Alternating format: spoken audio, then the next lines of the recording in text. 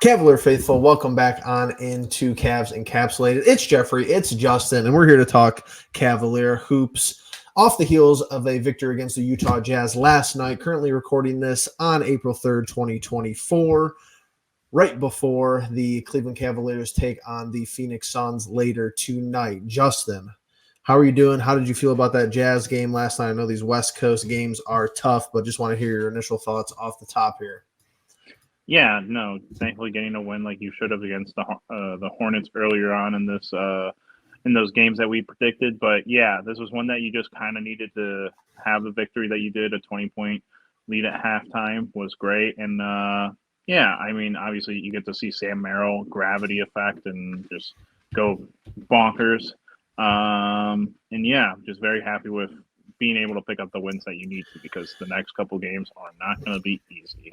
Honestly, just more inconsistent basketball from this team. The injuries, the starting lineups, the rotations, the results have all been up and down. I feel like since the All-Star break, not the most pleasant time to cover the Cavaliers. I think Justin would agree to that too. And I think a lot of people who are, people who are analysts by trade or analysts by hobby would agree with that sentiment that, this team has just been kind of a nothing burger since post All-Star break. You have good wins, you have wins with people who are hurt, you have losses, at near full strength.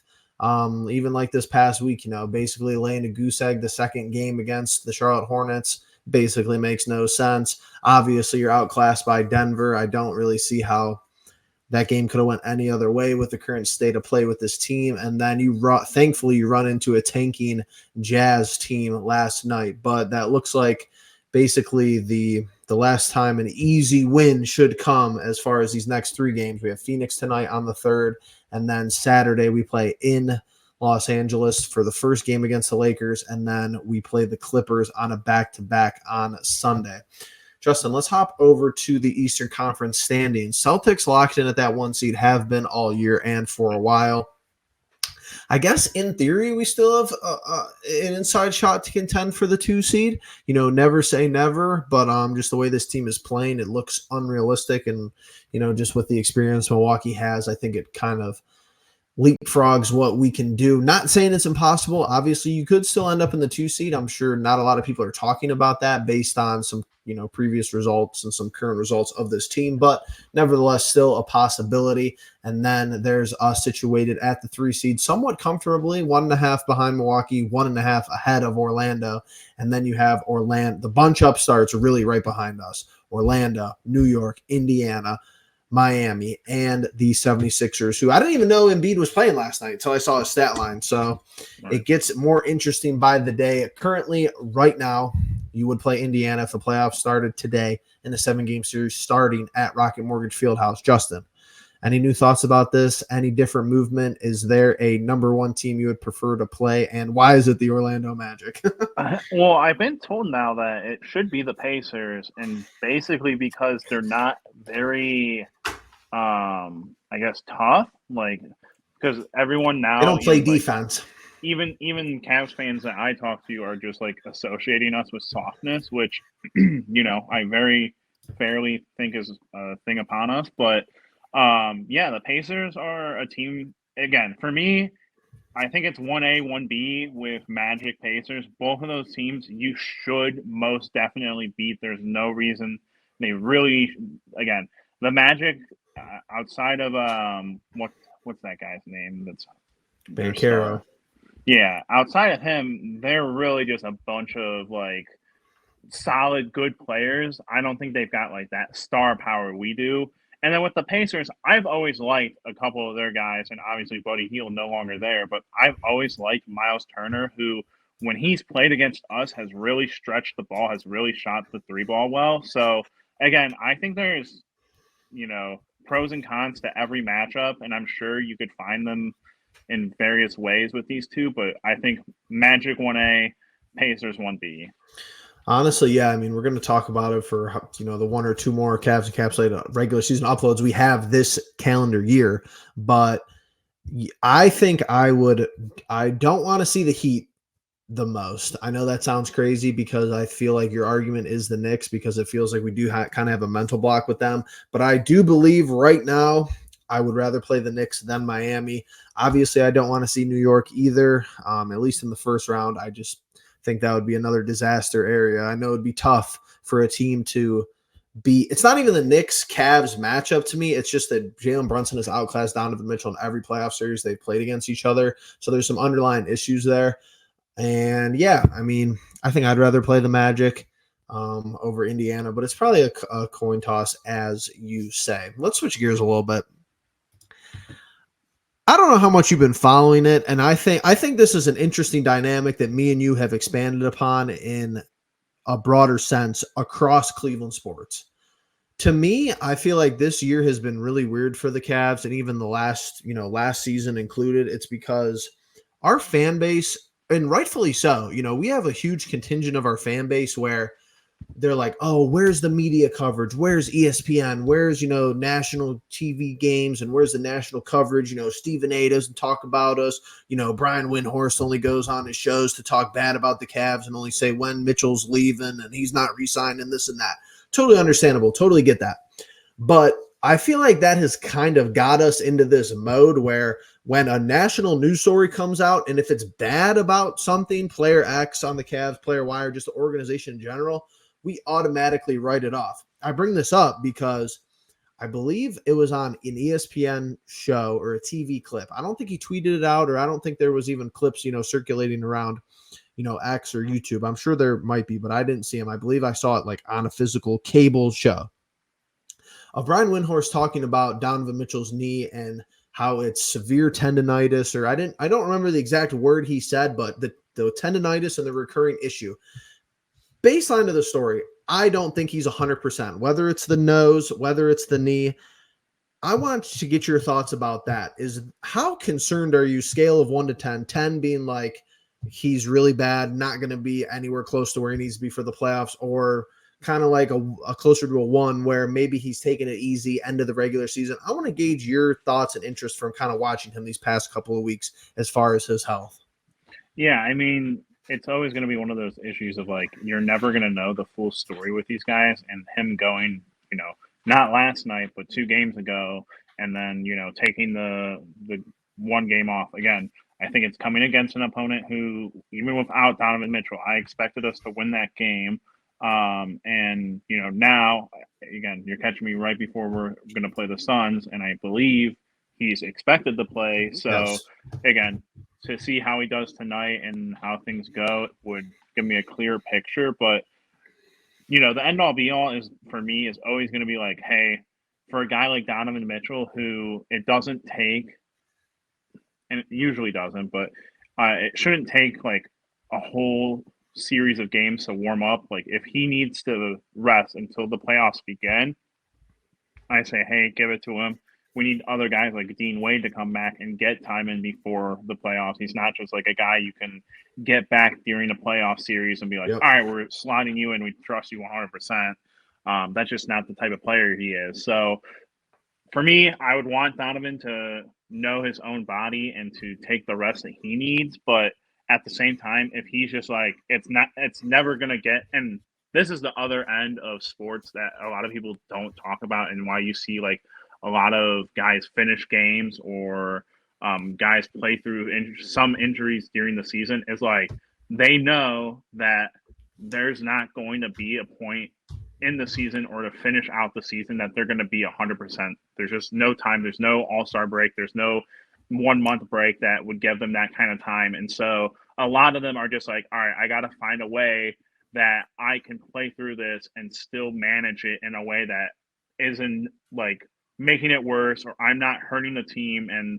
that kind of stuff comes into play. And again, maybe that's what's going on with Donovan right now, where he's taking some of these games off that he can, and we'll see after this Suns game. But yeah, that's kind of how I see about it. The transparency of it all, again, it's never going to be 100. We're never going to hear that kind of stuff. But like, yeah, it's just tough to get a handle on it. And here's my thing. I just think that it's a bad time of the year to be having any negative optics. And I get that it's difficult and you can't have a perfect world, but like, let's just take the last couple of days timeline. Okay. And I'm going to come right back to you about something I'm curious of your opinion on. But he plays in the Nuggets game. Okay. We never had a chance in that game. I think that was pretty obvious. Just in general.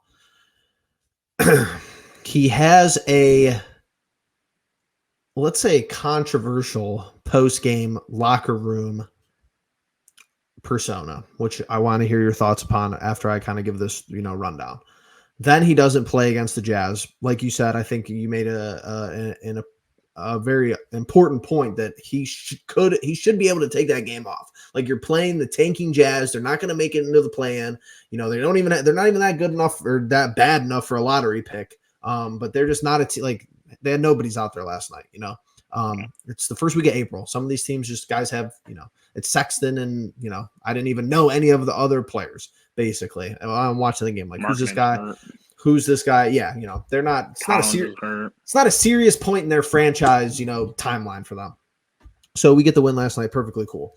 As someone who has followed Fedor, who has signed up for his, text message threads, which I think is a genius idea, actually, as far as innovation and getting, stuff out to the fans. And hey, let's break it down for the people. We've had people on this show who used to cover the Cavs. Like even last year, Kelsey Russo with The Athletic, there was at least another outlet that covered the team independently in-house that was a paid, legacy mainstream media source. And I don't even know if you could put Cleveland.com in that in that bubble. Obviously a different genre, different form of sports coverage, but I'll give it to him. He's the only guy there. We've talked with Ethan Sands, who's his coworker, his peer, his colleague over at Cleveland.com. There's no one else covering the team, guys. So, I get it. You go on Twitter and Fedor says one thing, his tech says, one thing. He writes an article. I get it's behind a paywall. You have to go by a headline. Serena Winter says one thing. I just want to hear your thoughts about if you even kind of followed that situation. And I get it. You're the no nonsense guy to me, Justin. I feel like don't care about the drama, win games, win championships. Let's go on with our life. And I agree with you, but I'm always curious to hear what you have to say. Yeah, the journalistic part of that is very interesting because and journalistic background, correct? Yeah, I mean it's interesting because like I don't know that like there's we had a newsletter at one point, and like a newsletter, you sign up for the email, you get the emails of like, hey, there's a new newsletter out, and typically like there will be like a headline to it of like, Donovan Mitchell says it's fucking April, Chris. It's fucking April. Right. And, that's the whole line that's getting everyone kind of wired. And for me, the text message was always like kind of place because during draft night, I was able to send him messages that he legitimately responded to, and that go out to, like, it says, this person asked this question, blah, blah, blah, here's the answer to it. And so, like, I was always under the impression that, yeah, the text message is something where he kind of, like, lets his, imagination kind of run a little bit.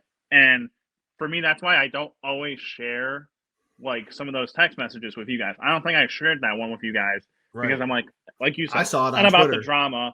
And if it's happening in the locker room, cool. Like, again, yeah, have your locker room leader, your MVP guy, kind of get upset about the fact that you're losing to the Charlotte Hornets. Like, yeah, I kind of want to hear that happened. Right. But at the same time, a lot of people take that as like, oh, he's displeased. Oh, he wants to get out of here. And then you have the people who fight against that, and they're just like, oh, there's no way he would have said that, or oh, it's misinterpreted. And that's like the part of like where it's just a bunch of nonsense, and it's just like a bunch of like, all right, like, yeah, this turned into something that was like a non-story, and that's the kind of weirdness that you can get into with like text messages, and I guess then having people be able to kind of like pin that on you.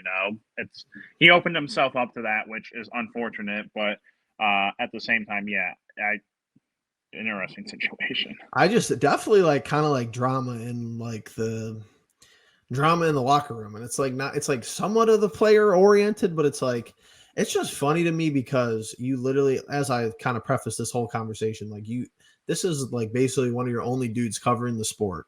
I think he's done a pretty good job throughout the entirety of the season. Like, I don't know if I follow him on Twitter. I kind of try to keep up with his headlines. I'm not going to make a comment on either way because I'm not there all the time.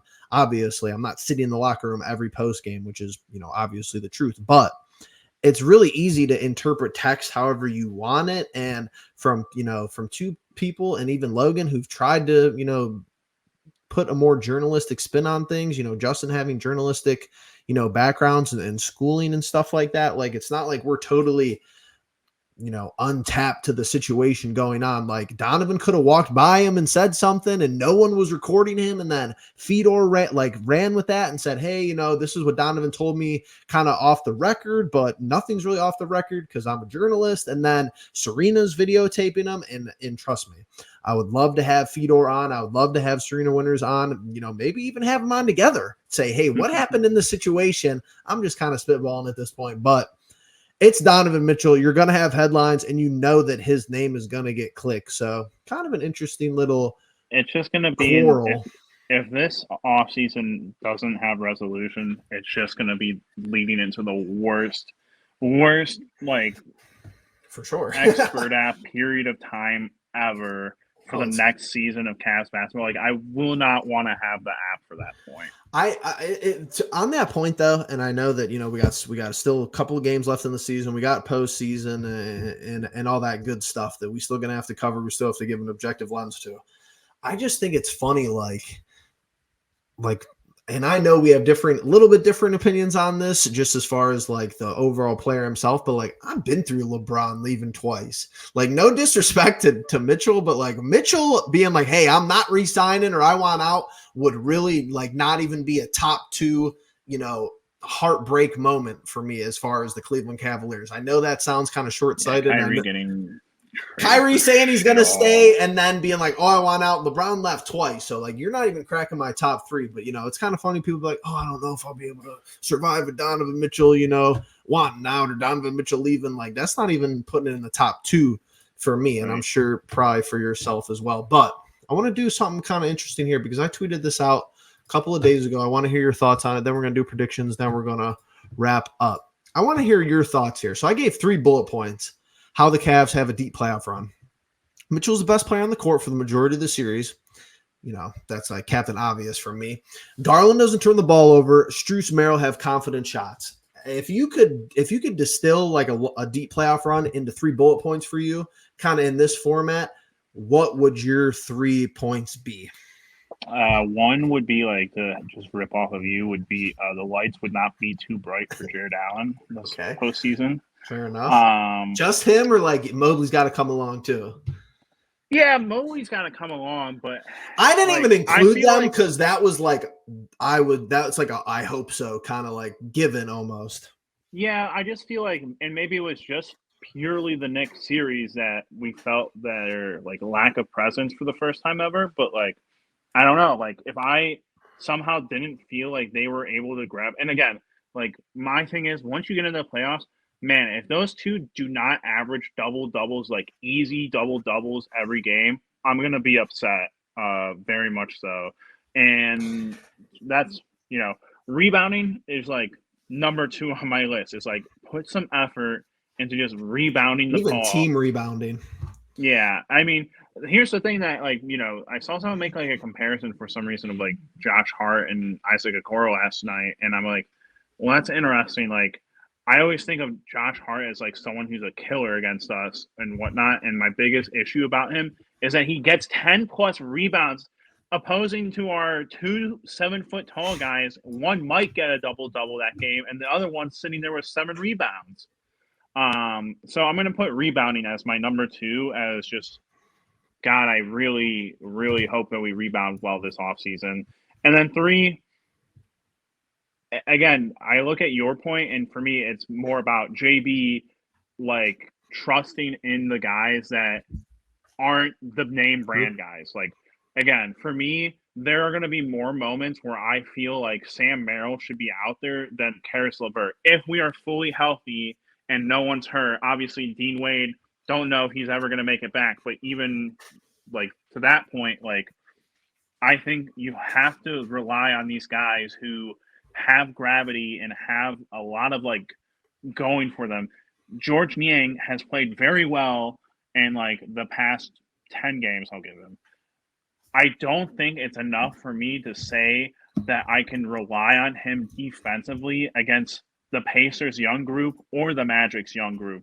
So again, he was a big name brand guy you got out in the offseason, but maybe I would prefer having a TT go out there and be able to actually defend and rebound the ball. So again, JB is going to have a lot of work cut out for him, but he needs to like not just rely on Karis LeVert, Isaac Okoro. I can't even think of George Niang, I guess. So if that's his 8-man rotation, we're gonna be one and done at very best. Honestly, like him just pulling some of the right strings, like that is even my like asterisk to the situation. He just has to pull some of the right strings. Even a guy like, and I think that this is a low key guy, but I mean you'll even be on board with this. If you go out and play game one and you get like even some good minutes from Marcus Morris, like something you have to continue to explore. It could be 10 good minutes from Merrill. It might be 10, 12 good minutes from Niang. I don't think so, in my opinion. Maybe you play LeVert 25 minutes in the first game and you lose. Okay, maybe his minutes weren't very good. It's all about pulling some of the right strings, because even at this juncture, like let's bring it back kind of all encompassing before we go to predictions to the standings. Rick Carlisle, Indiana's head coach, he's been around the league a long time. You just have to coach better than him. Like you just have to make more correct moves than him. I don't really think that shouldn't be a huge like tall test for JB. Same way with Orlando, Jamal Mosley. If you get out coached by Jamal Mosley in the first round of a playoff series and lose, you will not only be fired, you will be deserving of the firing. Cold, hard truth. Now, you run into a Miami, you run into the Eric Spoelstras of the world. Yeah, everything you're going to do is going to have to be perfect. And honestly, I'm not going to be asking. I don't think that's fair to ask from any head coach in the league. Outside of your elite players, your Kerrs, your Popoviches, and your Spoelstras, kind of in the top third. Right there, your top 3 guys. So, does he have to be perfect? Does he have to be this like rotational guru? No, we want him to be, because that's the full potential of this team that could potentially be unlocked. And we kind of bitch about it all year to maybe, walk it back a couple of steps in the last couple of weeks of the season. But he just has to out coach whoever we see in the first round. He couldn't even do it with Thibodeau last year. And that's basically how the gentleman sweep winds up happening. But Justin, pretty informative episode. Now we get to the fun part. Last week, complete same predictions from us, which is, absolutely diabolical. I'm still top dog here, but not all is lost. Still a couple of games left. I could go on a complete disaster class. We're going to get Logan's predictions coming soon, but I'm going to hit it all out real quick here. I don't think we're winning tonight because it's a back-to-back. We don't play good in LA, and we don't play good against LeBron, and they're going to be trying hard because there's, they have standing situations over there. Give me the Cavs here, and then another back-to-back, so I will take the Clippers. Oh, I really want to say Cavs here. I'm going to go Cavs. I feel like they could win tonight. Like, and it's not that they should, because you're on a West Coast road game against Phoenix, and I think Phoenix is a better team than us. I don't know why I bet against Kevin Durant, but I very rarely win those bets. But the Clippers game, again, is one of those ones where I'm like, why do I feel like we play good against the Clippers, but I feel like they're at a point in this season where they need this way more than we do, which is weird to say, but that's kind of my thought with the Lakers, but I still gave it to us. Well, and I just think that the Lakers are a bad team, no doubt, but they're getting a bunch of guys back, and there's a lot going on there. So I'm going to give this Clippers here, just so that, like, I know Logan's probably going to say Suns, but we'll see. Fair enough. Well, I don't want to catch me entirely. We'll get Logan's predictions. I mean, I think this should be a competitive game tonight. Like The If worst Donovan's playing, yeah, I mean, you can't lose this game by double digits. Like that's all I have to say. And I'm not in the standing of moral victories. I don't think any of us are at here at the Cleveland Pulse. But I get it. Like you're in game whatever 77, and no one is consistently healthy. But that's the league. Like look around the league and try to tell me like if you have consistent lineups every night. Like even Boston, Jaylen Brown's in and out. They've had different lineups this last 5, 6, 7 days. So I think any 2 wins out of these 3 games is a huge victory, especially on the West Coast. Like I said, you pick up a win against Utah last night, which was basically like, hey, we need to win this game type of, wink, wink, nod, nod. But interesting, topics of discussion here, Justin. Only a couple more of these Cavs encapsulated episodes left of this season, and almost another season of Cavs basketball in the books. Then it's the postseason. Browns content still on the way. Lots of interesting stuff going on there, even around the division and the remainder of the AFC. Plenty of things for us to talk about. And yeah, that's going to wrap it up for us here. But with that being said, we appreciate you